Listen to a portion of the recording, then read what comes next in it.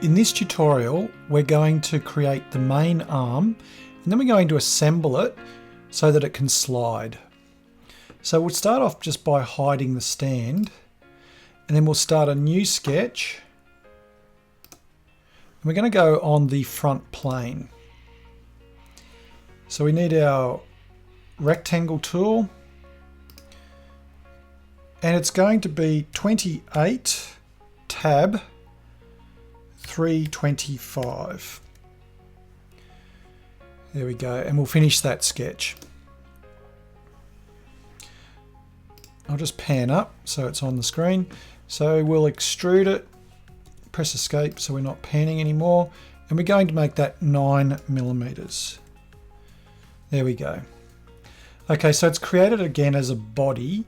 So we'll just right click on that and turn it into a component and rename it, and we'll just call it main arm.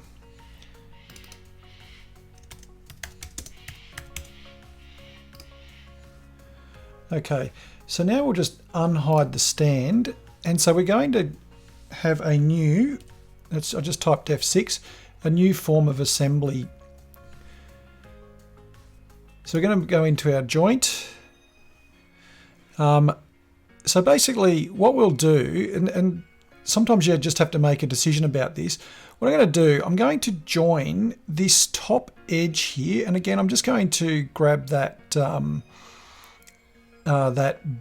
click on the blue line,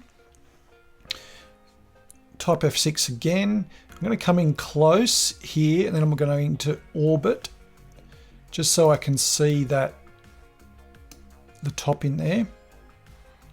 Come in close, press escape, and again just finding that blue line there. Now you can see that the motion is incorrect. So what we want to do is, if we click on motion over here, it's currently sliding on the Z axis. Let's just animate that. So we can see it's going the wrong way. So what we can do is we can just try a few different axes. Let's try the Y axis. Okay, so we're still going the wrong way. Now we'll go the X axis. There we go, we're going the right way now. So I'll just press OK. So again, I'll just type F6 just so we've got the full screen, and I'll just change the view a little bit. And so we can see it all coming together, we'll put the base in there. Now remember earlier on we fixed one of these base pieces.